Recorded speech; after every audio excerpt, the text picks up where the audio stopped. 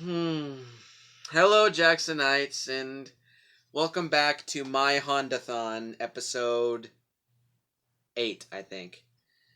Today I will be reviewing the huge fan favorite, though not for myself, um, 1966 monster movie, War of the Gargantuas, aka Frankenstein's Monsters, Sanda vs. Gyra, from 1966, directed by Ishiro Honda, of course. And today, since I cannot and will not review this movie by myself, I have Kaiju Psycho Films from Kaiju Psycho Films reviewing this movie with me today. Say hello, KPF. Hello, big fan of this movie, by the way.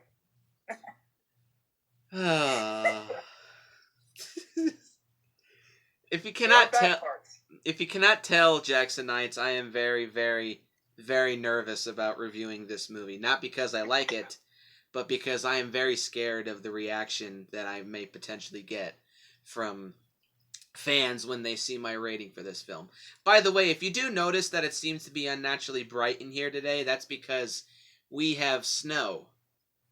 And when it snows, it's always bright. Even at 1 o'clock in the morning, it could look like it's 6 in the morning. But anyway, so yes, today is War of the Gargantuas, one of the most highly praised, critically acclaimed monster movies that Ishiro Honda ever put out, that is loved by and large almost universally by every single kaiju fan out there, except for me.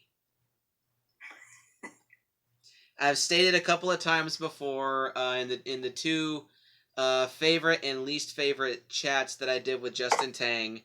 I went on a huge, full, as he calls it, full-on hot potato rant about how much I don't like this movie.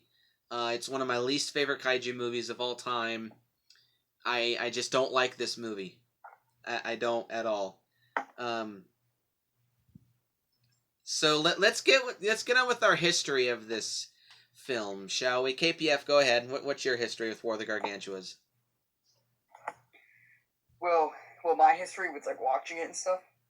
Well, just your history, like how you discovered the film and how you got your All hands right. on it and such. So, I got the film from a family friend as a gift, and I remember watching it once. But the only reason I liked the DVD was because it had Rodan and a documentary on it.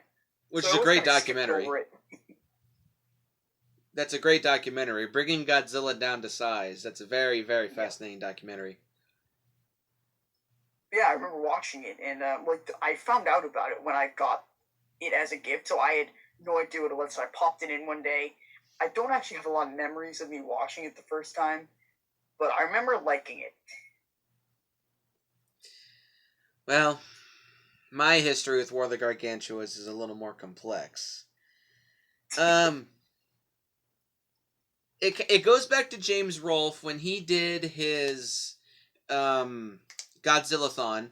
He mentioned in one of the early episodes that Toho was doing a lot of non-Godzilla movies in the late 50s and early 60s. And one of them that it was the King Kong versus Godzilla episode where he mentioned Frankenstein versus Baragon, and he also mentioned that it had a sequel called War of the Gargantuas about, to quote him, two hairy ass monsters fight to the death. And that was my first time hearing the title of this movie, War of the Gargantuas, and I did research the film a little bit. It didn't really interest me at first, but then James Rolfe did his episode of War of the Gargantuas for Monster Madness Camp Cult, and I'm not gonna lie, that episode got me intrigued. And I said to myself, you know what? I kind of want to get my hands on this. So I bought the same thing that Dylan had, or not Dylan. You sound like Dylan, but same thing that KPF has. Um, the War of the Gargantuas and Rodan combo pack, and I don't remember which was the first that I watched. I don't know if I said that in my Rodan review, though I think the first one I watched was War of the Gargantuas. And I gotta tell you, the movie was a letdown. The movie was a massive, massive letdown, and I was so disappointed. So disappointed watching the movie. I was even more disappointed when I watched the Japanese version. I do recall that the American version of the film was the first one that I watched. And I gotta say, I've seen the American cut and the Japanese cut both twice. And I gotta say, I think I might prefer the American version over the Japanese version. Because I think the American version is overall is just a much better film. I still don't like this movie nearly as much as everyone else does, but if I was to choose between the two, I still prefer the American version. Don't you like this movie, KPF? Yeah, I mean, if you're gonna go into it with like no expectations, I think you're gonna have a fun time.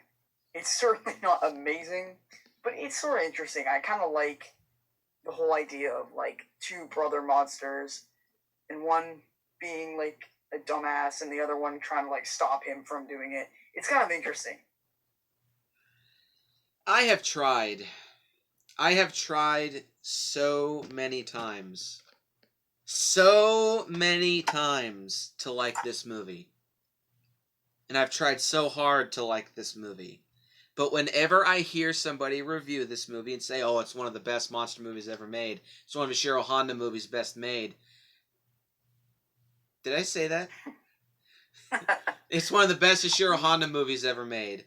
It's just one of the greatest movies of all time, period. I feel like an alien on a different planet, and I keep saying to myself, why? If it's no secret, I don't like this movie. I don't think it's that good. I don't think is not one of the best movies ever made, period. I think even hardcore fans of this movie will agree it's not one of the best movies ever made, period. Nope. I don't think it's one of the greatest kaiju movies ever made. And I certainly don't think it's one of Ishiro Honda's best movies. In fact, I don't think Ishiro Honda really has much to do with how good this movie is to other people's eyes, because they always focus on the monsters. It has more to do with Eiji Tsuburaya and Takashi Kimura, the writer and the special effects guy. Ishiro Honda doesn't really have much of his Ishiro Honda touch in this film, if you ask me. So with all that out of the way, let's get into the plot of War of the Gargantuas. Right. We will be reviewing the Japanese version of this movie, because that's the movie that's the version that we both agreed on watching. So, KPF, go ahead. You take off for a little bit. Alright, so we start with a giant octopus attacking a ship, and then Gyra comes out and defeats the octopus and then destroys the ship. What did you think about this opening?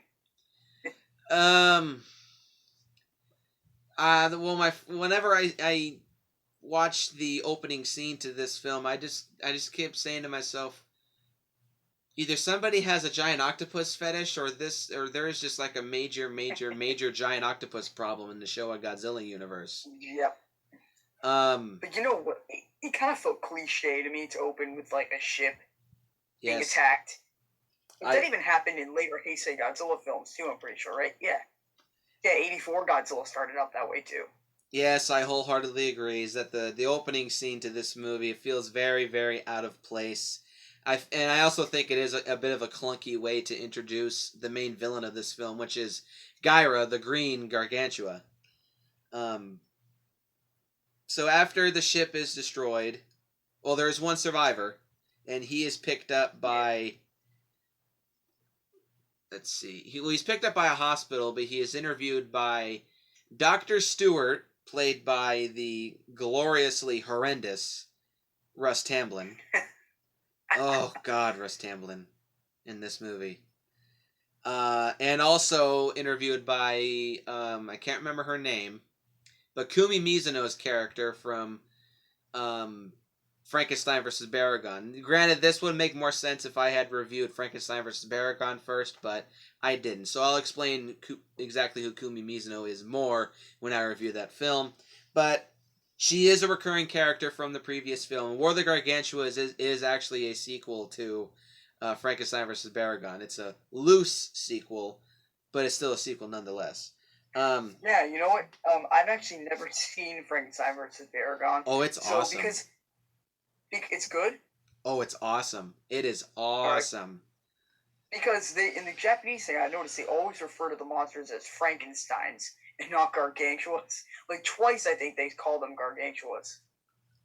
Well, they call them Gargantuas off and on throughout the film, but yes, they do refer to the monsters in this movie as Frankensteins, and I'll explain why when we get more into the plot. But this lone survivor of this ship is interviewed by Dr. Stewart and Kumi Mizuno's character.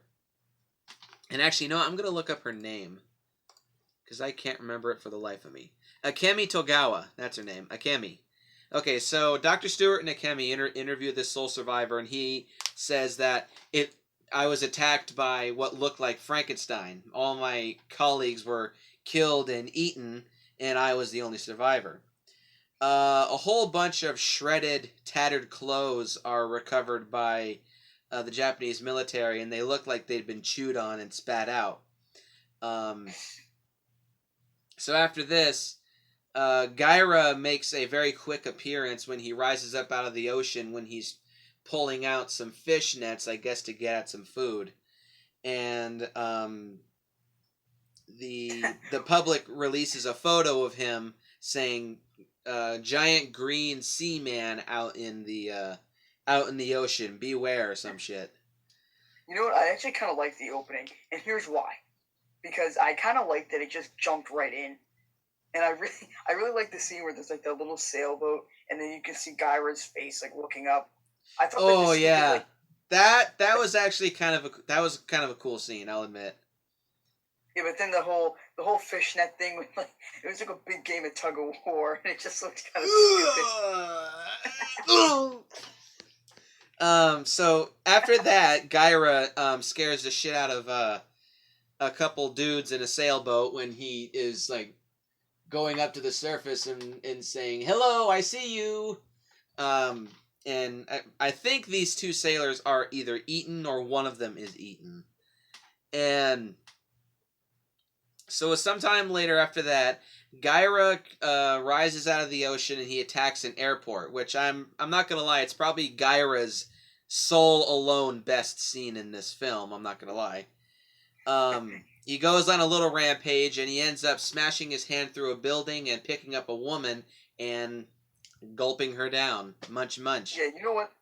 The thing about that scene is that like it seems like it's gonna be like a King Kong scene where he's just like gonna hold a girl, but then he just stands there, looks around, and then just eats her. I'm like, that was funny. And spits out her clothes, but Gyra is driven back into the ocean when the sun peeks out from the clouds and sunlight descends upon Gyra's face, and he doesn't like the light, so he storms back out into the ocean and starts swimming about. So the military hold a conference because obviously Gyra is now a confirmed threat. So they set up what is called Operation L, which I'm sure the word or the letter L stands for Operation Laser. You'll see why in just a minute. So Gyra is stalking about the Japanese landscape at night. However, in a scene before this, Akemi and Dr. Stewart were reading reports and being hounded by the press over what this monster is, and they think that because they hadn't seen it yet, they think it is Frankenstein from Frankenstein versus Baragon. Yes, they do refer to the monster as Frankenstein. I'm not going to get into the whole the doctor created the monster bullshit thing. I always thought that the monster itself should be named Frankenstein because, in a sense, he is the son of Frankenstein, so he should inherit his father's name. So I'm just going to call him Frankenstein. Fuck it. But so they think Gyra is Frankenstein because they also see reports of giant footsteps being recorded in the Japanese Alps, obviously very far away from the ocean. So one group, there's also another triumvirate of characters in War of the Gargantuas. There's Dr. Stewart, Akemi, and there's also another scientist played by Kenji Sahara. In an unfortunate, another boring role for Kenji Sahara to play. debatably worse than the H-Man, in my opinion. So while Dr. Stewart and Akemi are looking into the Japanese Alps, Gaira is stalking about the Japanese landscape after coming ashore and going amongst the forest, trying to avoid the military. When he is, Can I say something about that scene? Because the movie's pretty quick, but when we get to the forest scene, that felt like it took so long. yes, Like, it was just him hiding in the trees from light, but it felt like it took a long time. And it took Sonda, like, 10 minutes to go find Gaira. It was just way too long. yes. So hang on a second. Okay, so he retreats to the mountains, and he is met by the JSDF, who turn on giant spotlights, and they light huge bonfires to kind of corral Gaira into a certain part of a valley, and they initiate their attack using tanks, artillery fire, and machine guns, which don't really have much of an effect. I mean, there's explosions going off all over Gaira's body, but he just seems to be kind of annoyed by it. However, when the military truly unleashes Operation L, they have these giant, or not really giant, but they have like these laser tripwire things set up, and they also, this movie is the first appearance of an iconic Showa Toho super weapon, which is the maser cannons, which are essentially, they look like satellite dishes that they shoot out blue zigzagging lasers. These weapons cause noticeable body damage all over Gaira. I mean, you see patches of his skin shredding off. You see some blood. You just see red, green, and blue all over his body. And Gaira is noticeably fucked up. And he also is nearly defeated when he falls into a river that has been electrified, so he is being just superconducted electricity all over. However, he is saved when Sanda, a larger brown Gargantua, appears out of the mountains, which is an awesome scene, jumps into the river and immediately comes to Gaira's aid, and he's just using his body language to say, go away, get out of here, stop, to the JSDF. So he gets Gaira out of the river and he takes him deep into the forest. Sanda is the gentle Gargantua, and Dr. Stewart and Akemi say that they studied this. They studied Sanda years ago, but Sanda had escaped when he grew too big and decided to live. Someone say something. Well, anyway, Sanda escaped when he grew too big and decided to just stay away from humans and stay in the mountains. Very reminiscent of Frankenstein's character in Frankenstein vs. Baragon, leading some to believe that Sanda actually is Frankenstein from the previous film, which I call bullshit on. I'm not gonna lie. So after Sanda helps Gaira out, takes him to a lake where Gaira, swims around and recovers his strength. He ends up eating some village people who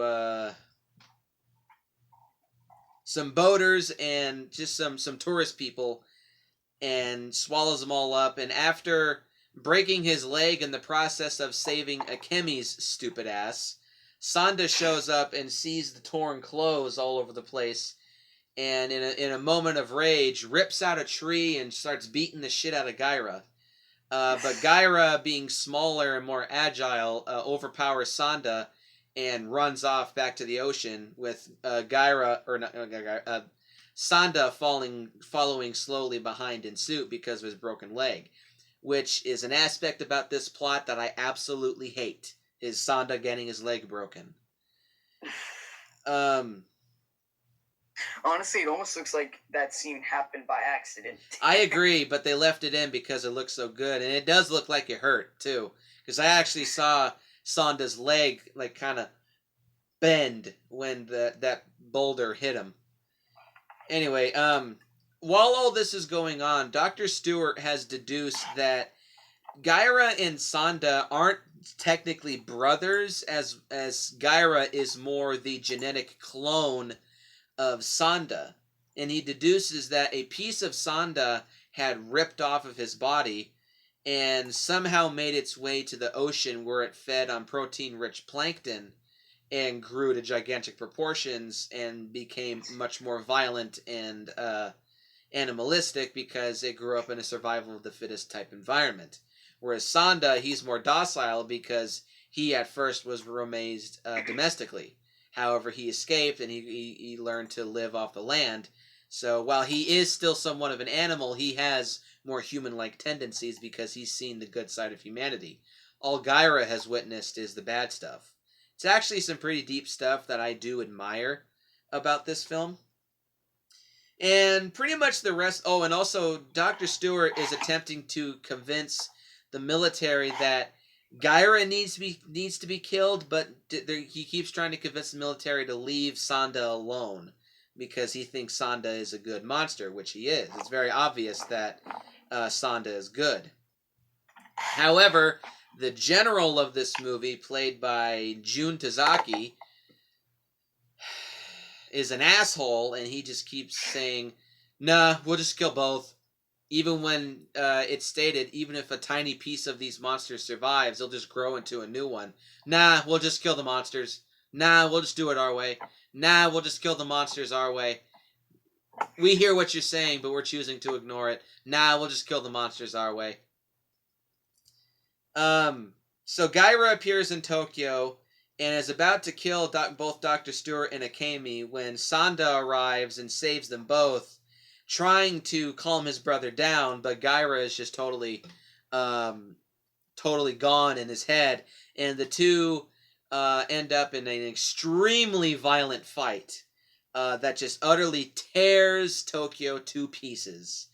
And the fight moves out to sea, where the military begins an aerial attack to try to kill both the monsters. However, this ends up disturbing a giant underwater volcano, and the two monsters are engulfed in smoke and fire and never to be seen again until Godzilla Rulers of the Earth. In a very, very, very, very, very, very, very, very shitty ending.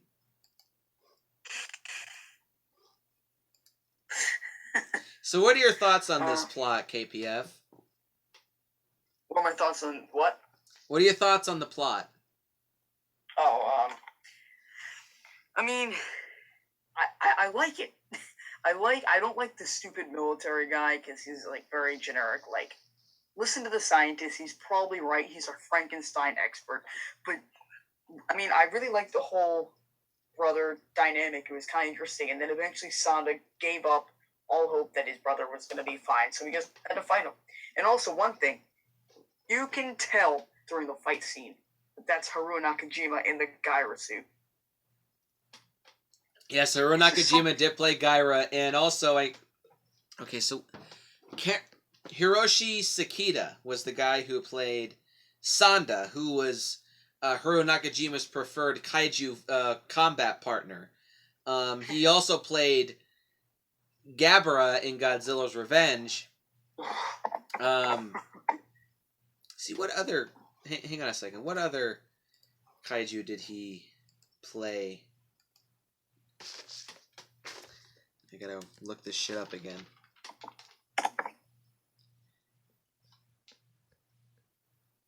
I know Sakita played other monsters throughout his admittedly kind of short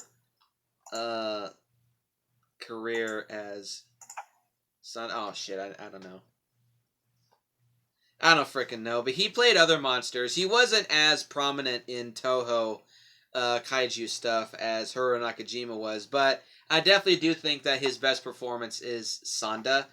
And many people say that they think Gaira's best performance is as Gaira. I do and don't agree. I still think his best work is any Godzilla movie that he did. But Haruo Nakajima does very well as Gyra, I'm not gonna lie. It's just a shame that his roar is so fucking annoying. So let's go on to the pros and cons of War of the Gargantuas. You can go first, KPF.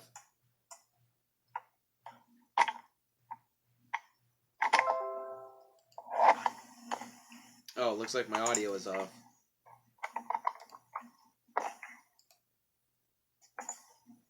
Hang on a second, Jacksonites. Can you hear me now?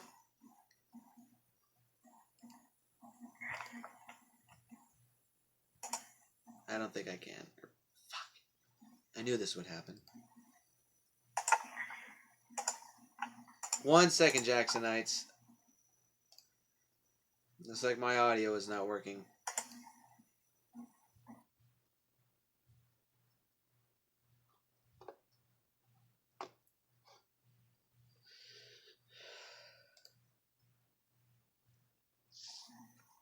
Can you hear me now? Oh, yes, I can. Okay.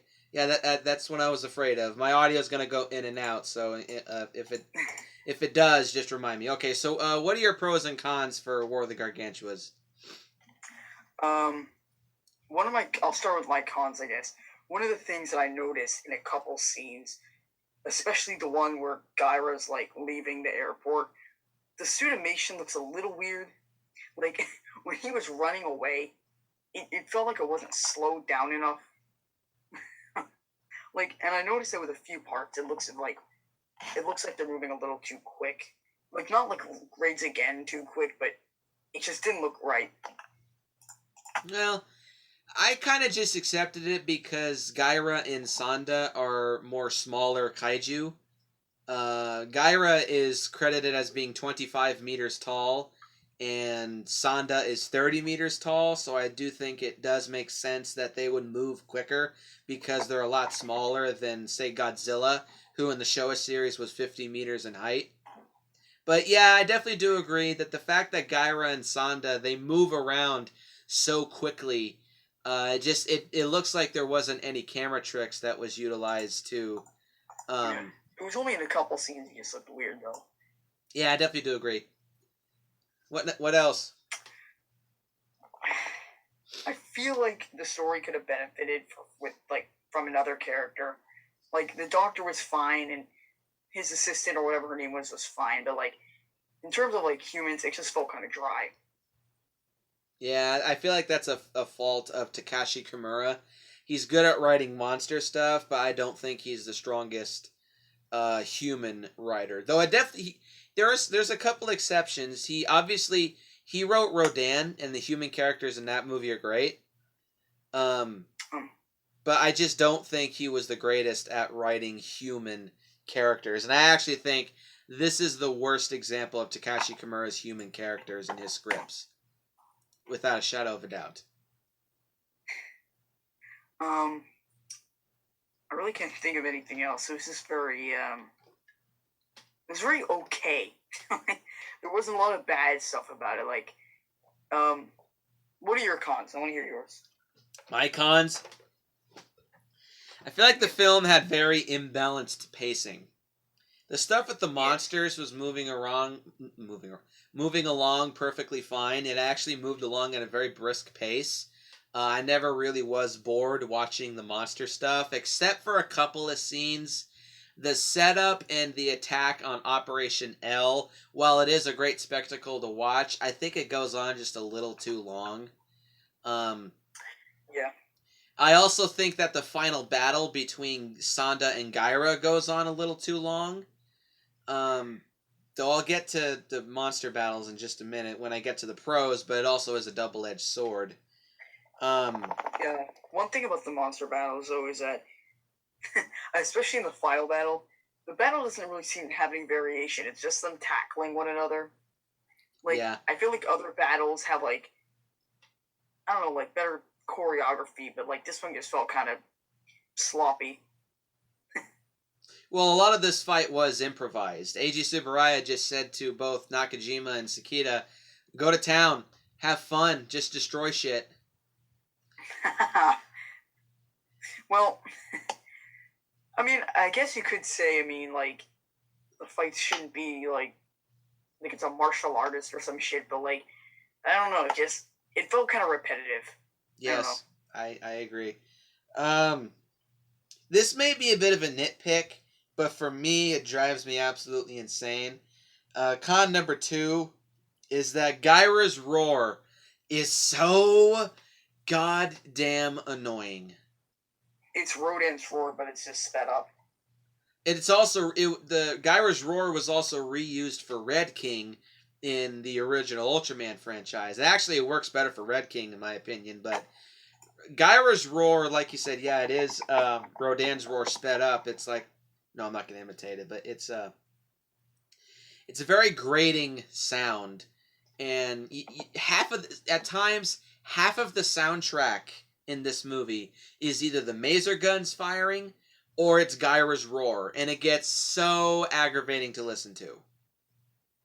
There are times I have to put the final battle on mute because it's just nothing but Gyra's roar going over again and again and again and again and again.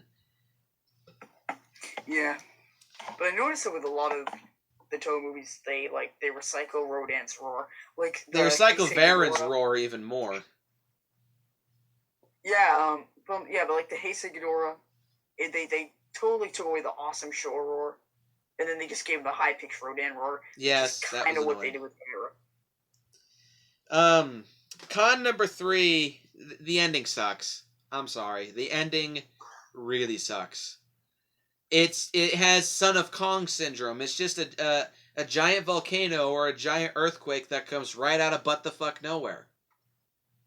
Really? Honestly, I would have liked it better if they just continued to fight back to their back through the ocean, and we just never got to see the end.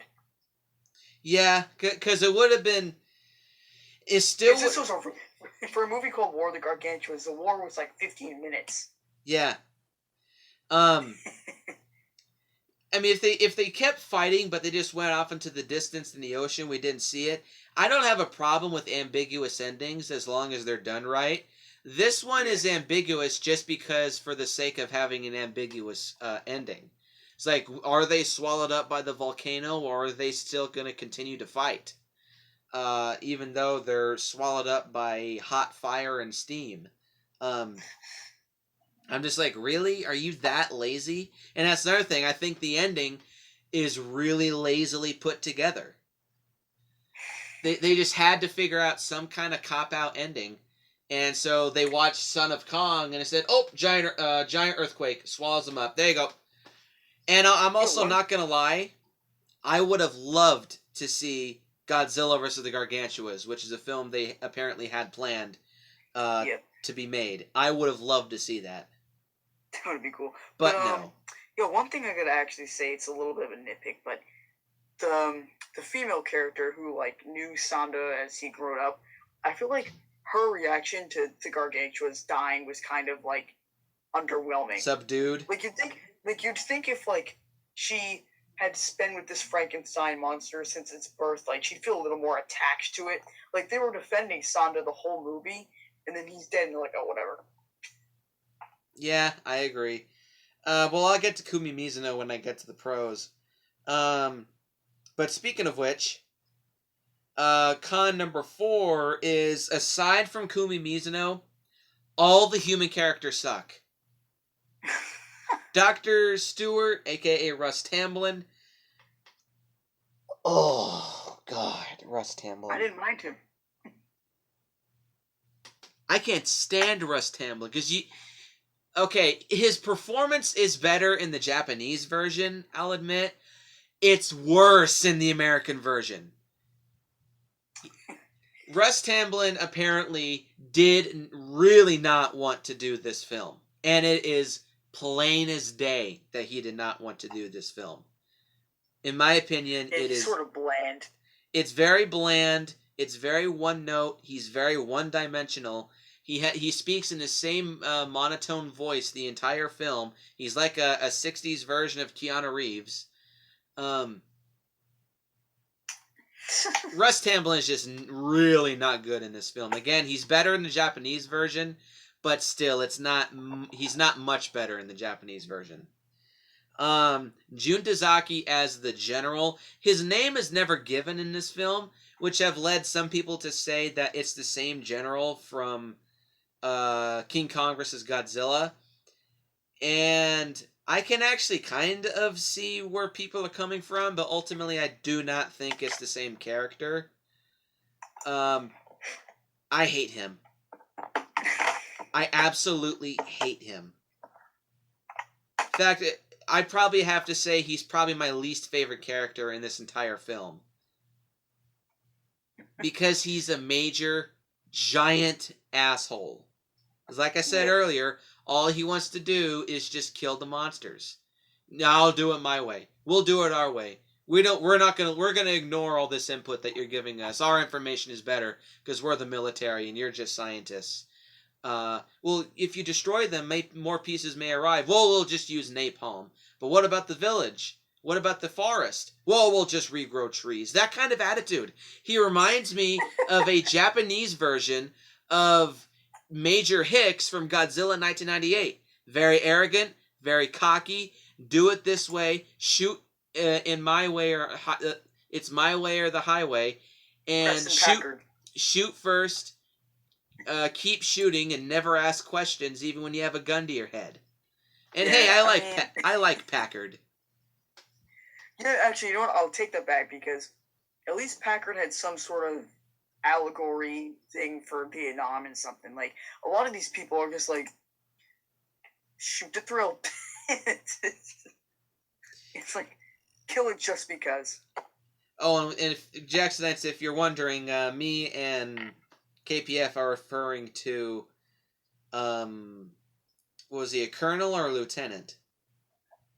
Colonel Packard. Yeah, Colonel Packard from Kong Skull Island, which I will be reviewing soon. Good movie. It is. I'll save my thoughts for that. Oh, Justin Tang is here. Hello, Justin. Let's see. Oh yeah, con number 5. I think the final fight scene is way too one-sided. Sanda gets his ass kicked nearly the entire fight. I lost count of how many times Gyra tackled him into the ground. And I can't tell which I also think that the final fight is cheap because they had to break Sanda's leg in order to give him a handicap. Yeah. If Sanda did not have his leg broken, I think he would have torn Gyra to shreds. They kind of do a repeat of the King Kong versus Godzilla fight, whereas Kong is really fast, and Godzilla is the tank. Gyra is really fast, and Sanda is the muscle-bound tank. Yeah, I can see that. But no, they had to break Sanda's leg and give him a handicap so they could put it more in Sanda's favor. I was actually rooting for Sanda to win. I mean, if it wasn't for that volcano that was conveniently there, he would have killed Gyra. I wholeheartedly agree with that. But no, they had to break Sanda's leg, and they had to make the fight extremely one-sided and extremely cheap. Ugh. Yeah. So let's get to the pros of War of the Gargantuas. Surprisingly, I do have quite a bit of good things to say about this movie. All right, go ahead. No, okay, I'll get mine out of the way. First off, the special effects are really, really good. They're really top-notch. The sets are well made. Like, the mountain and forest set looks really fucking good. In fact, it looks... I would damn near to say that it is completely convincing. Yeah, and actually, one thing I gotta add to that, in the Godzilla Down to Size documentary, they showed how they made the trees in that scene. They took, like, little plants and, like, made, like, roots and stuff. It was, like, very cool. Justin says, in the original script, the volcano was going to erupt in the middle of Tokyo and stock footage of the last war would have been used. That actually would have been kind of cool. Would have been fucking stupid still, but would have been kind of cool. But yeah, the special effects are really good. The suits made for Sanda, and Gyra, they're very well made. They're very well constructed. I never saw the zipper on the back of the suits, not once.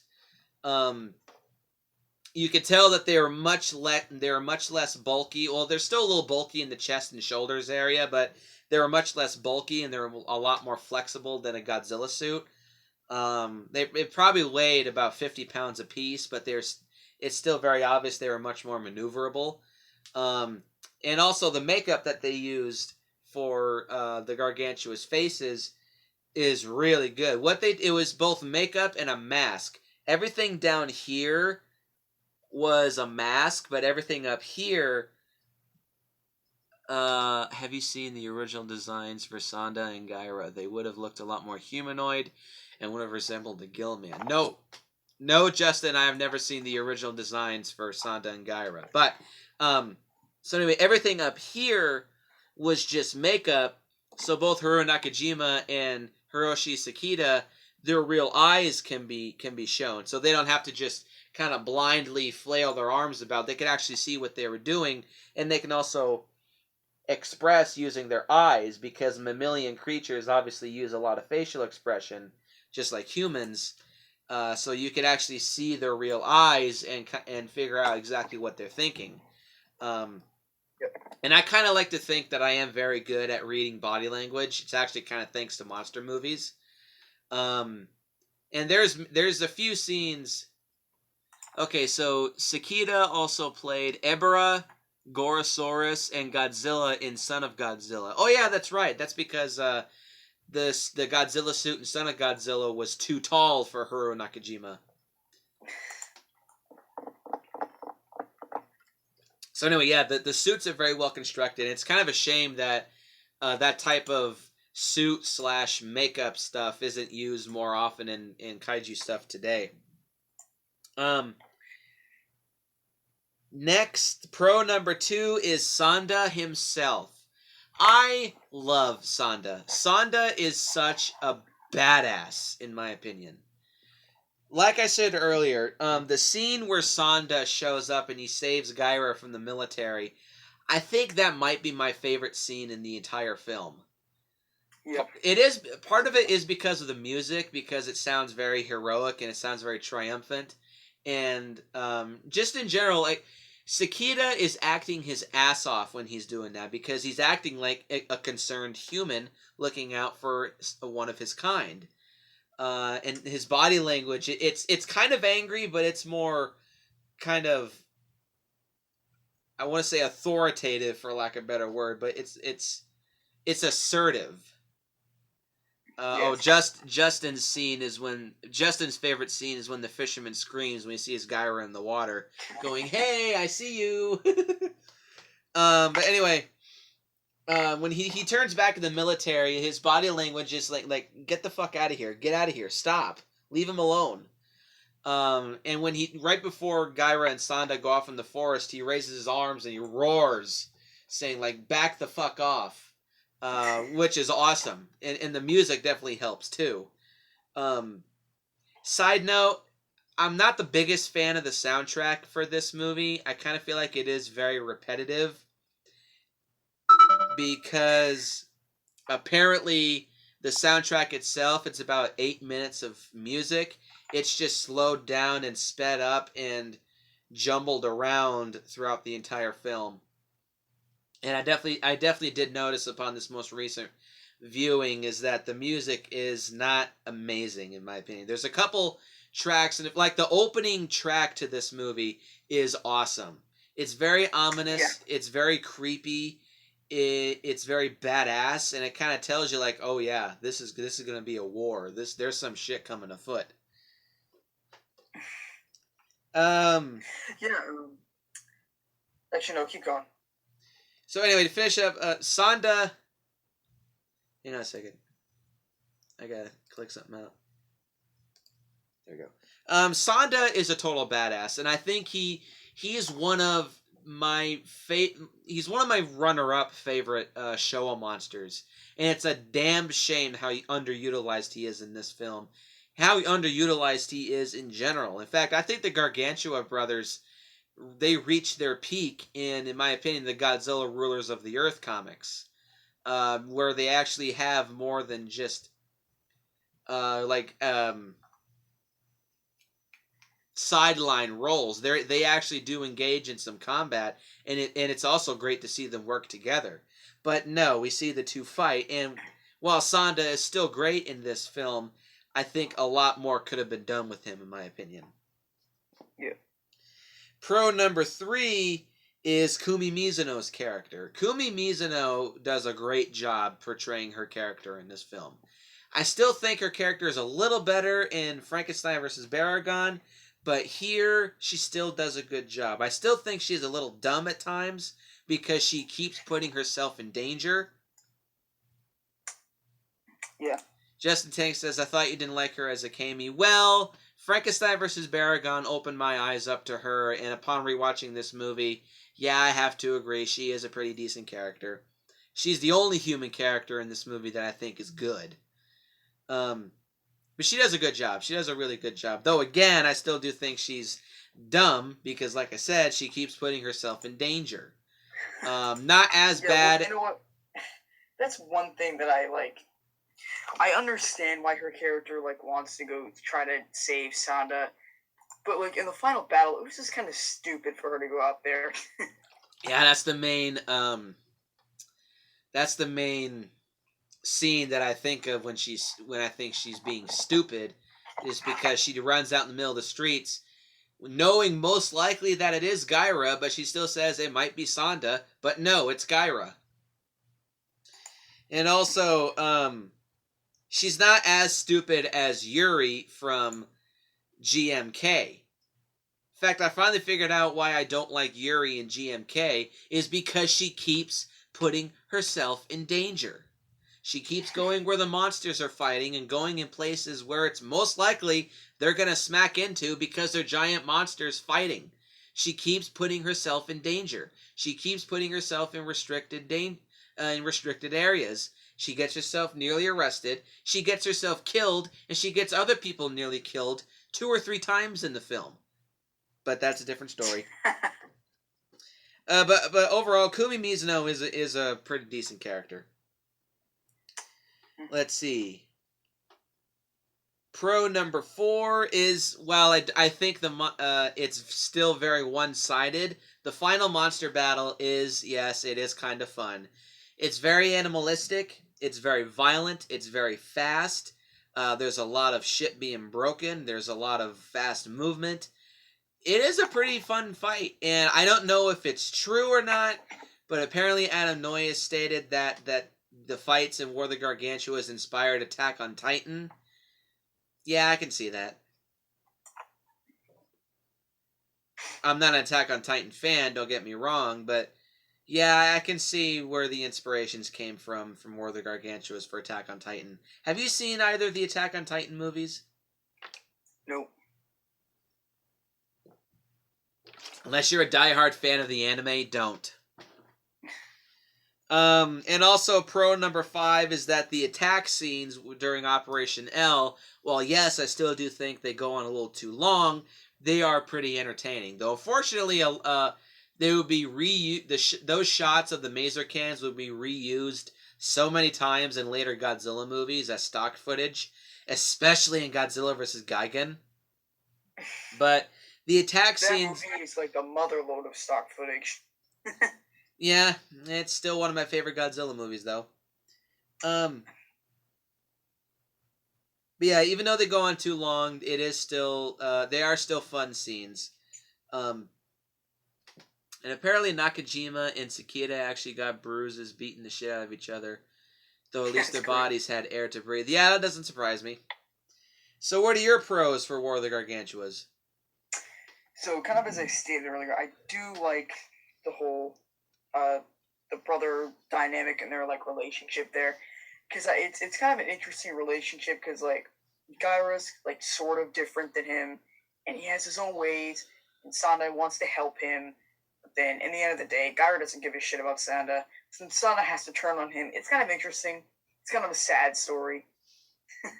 Yeah. But because one of the best scenes of this movie is the moment that Gyra's laying on the mountainside, and Sanda sees the clothing on the ground and he rips the tree out and smashes him across the face.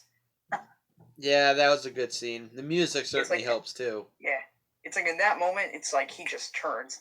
Um, but I also do kind of like a female character. I don't know her name, but it's kind of interesting the relationship that she had with Sanda.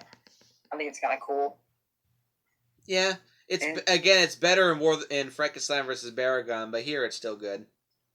And I like how they didn't like shy away from the monster stuff. Like there were like 3 gyra scenes in the first like 10 minutes. Mm-hmm. I really liked how they kind of just jumped right in. Again, don't really know about the boat scene being first. That happens all the time, but I certainly did like a couple of those scenes.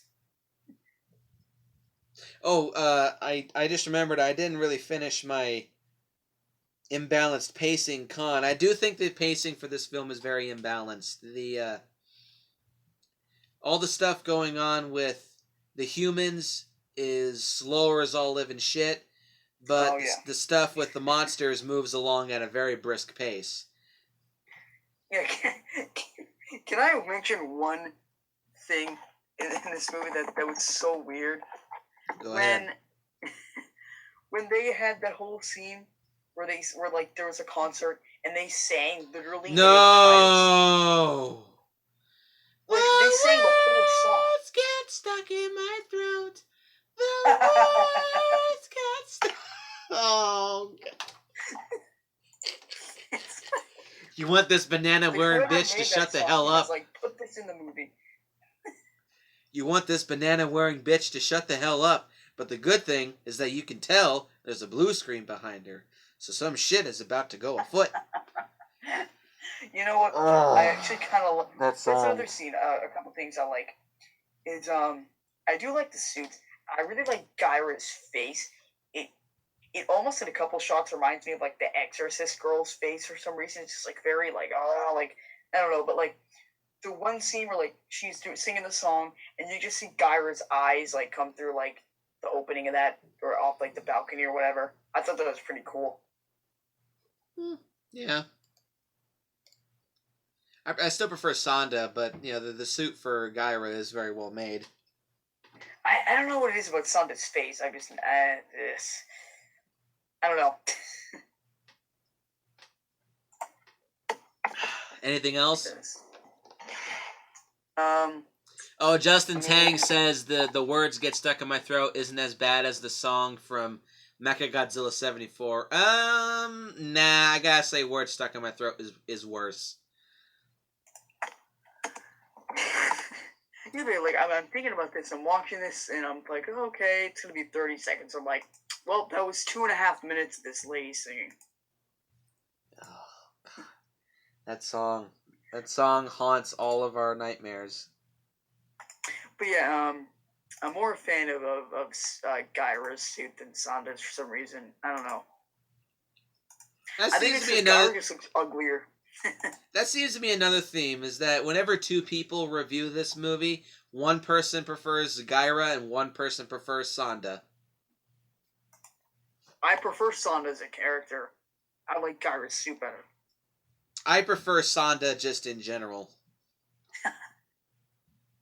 But yeah, like I feel like we've really never had like a character like Sanda who's like cared about his like brother like that. Like the only time that's happened was in Son of Godzilla, but Godzilla like they hugged in the end in like the snow, but like that's it. But like you could tell that Sanda was like a really caring character. Oh yeah, absolutely.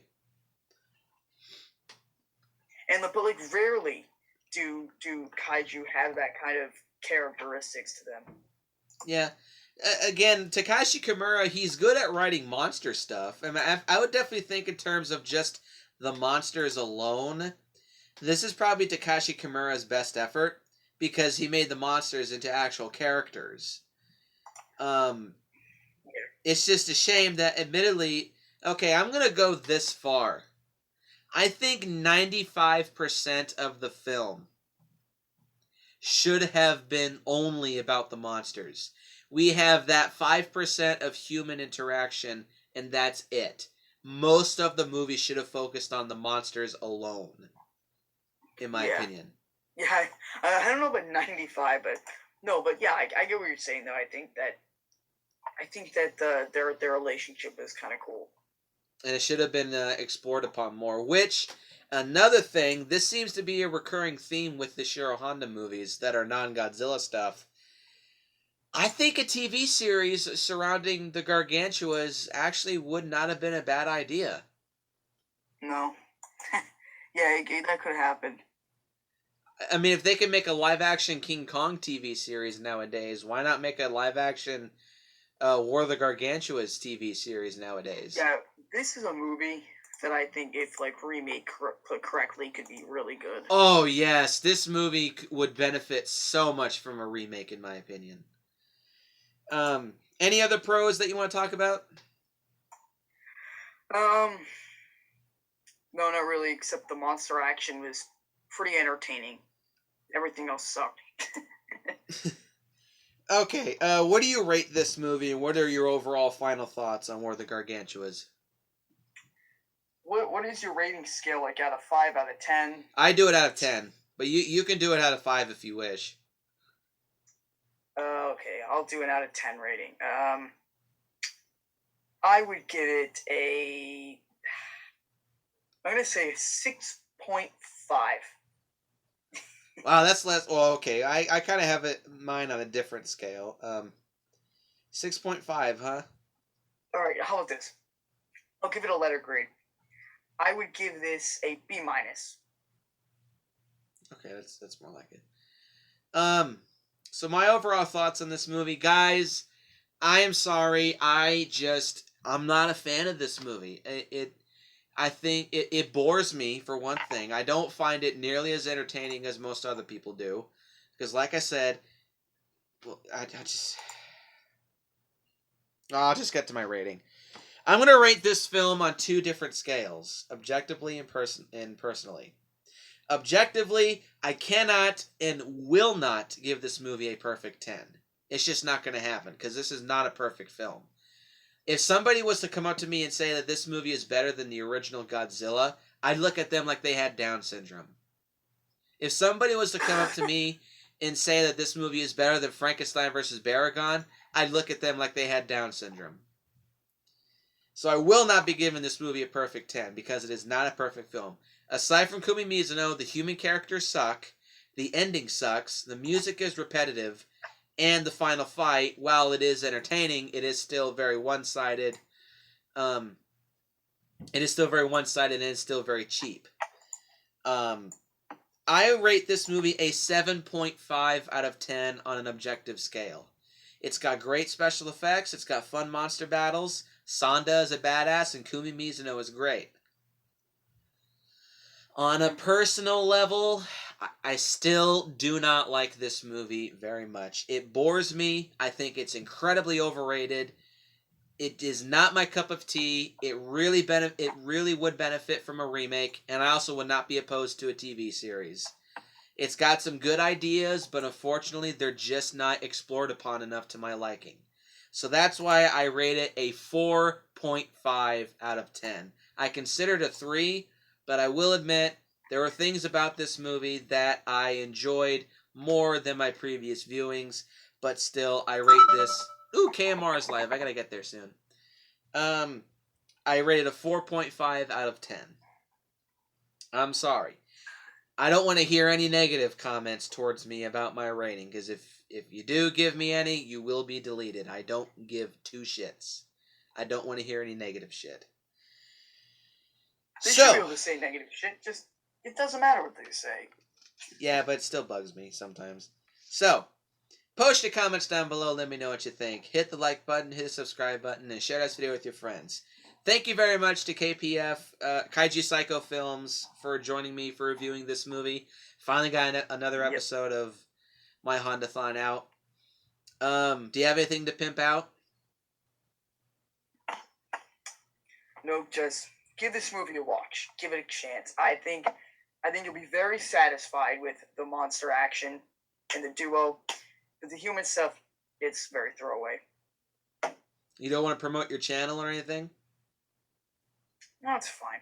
Or go subscribe. to Kaiju Psycho. Oh, technically it's KPF, but the URL is Kaiju Psycho Films. Yes, go subscribe to Kaiju Psycho Films. He puts out pretty good videos. He's almost at 1,000 subs. Last I checked, it was 920 something, I think. It's 940. Oh, even more. So once again, thank you for joining me. This episode almost did not happen tonight, viewers. Will I have him on future reviews? Possibly, but we'd have to really work around each other's schedules.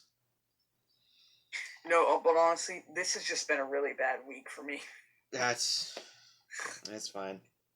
So, again, look forward to more episodes of my Honda-thon. I will not be putting one out tomorrow because I will be working for a good majority of the day. I'm not sure what my next video is going to be, but I'm going to try to have my next episode be either Battle in Outer Space or the original Mothra. Either one of the two. I'm not entirely sure. So, again, look forward to more episodes of my Honda-thon. And I will see you in the next video. And try not to beat the shit out of your brother, would you please?